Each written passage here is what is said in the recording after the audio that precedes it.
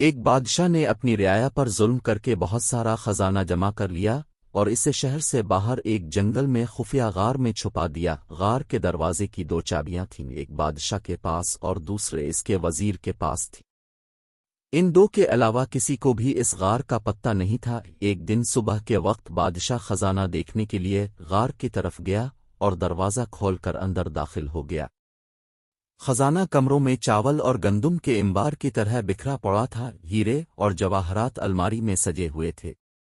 بادشاہ اس خزانے کو دیکھ کر بہت خوش ہوا، لیکن آتے وقت بادشاہ غار کا دروازہ ہی بند کرنا بھول گیا تھا۔ اسی وقت وزیر کا اس غار کی طرف سے گزر ہوا۔ وزیر نے جب خزانے کا دروازہ کھلا دیکھا تو حیران رہ گیا، سمجھا کہ غلطی سے دروازہ کھلا رہ گیا ہے۔ وہ سمجھا کہ غلطی سے دروازہ کھلا رہ گیا ہے، اسی خیال کے تحت اس نے دروازہ باہر سے بند کر دیا اور محل پہنچ کر یہ بات بھول گیا۔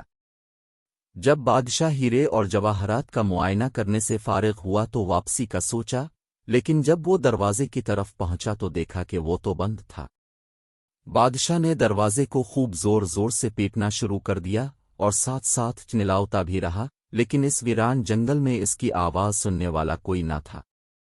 وہ واپس اپنے خزانے کی طرف گیا اور ان سے دل بہلانے کی کوشش کرنے لگا، لیکن بھوک اور پیاس کے ہاتھوں مجبور ہو کر وہ پھر دروازے کی طرف گیا۔ اس نے چیخنا چنلانا شروع کر دیا اور پھر تھک ہار کر وہ واپس جگہ پر آ گیا۔ بھوک اور پیاس کی شدت اتنی بڑھ گئی تھی کہ آخر وہ ہیروں سے بھیک مانگنے لگا، یہ قیمتی پتھر مجھے ایک وقت کا کھانا دے دو۔ اسے ایسا لگا جیسے وہ ہیرے اس کی سادگی پر زور زور سے ہنس رہے ہوں۔ اس نے ایک ہیرا الفاٹیا اور زور سے دیوار پر مارا، پھر موتیوں سے اپنی فریاد کرنے لگا، یہ قیمتی موتیوں مجھے ایک گلاس پانی دے دو۔ اسے ایسا لگا کہ موتی اور جواہرات اس پر ہنس رہے ہوں۔ بادشاہ کو بہت غصہ آیا، لیکن بھوک غصے پر غالب آ گئی۔ آخر بھوک کی شدت اتنی بڑھ گئی کہ وہ نڈھال ہونے لگا۔ اس نے دنیا کو پیغام دینے کے لیے زمین پر کچھ لکھا۔ اس کے بعد بادشاہ کا انتقال ہو گیا۔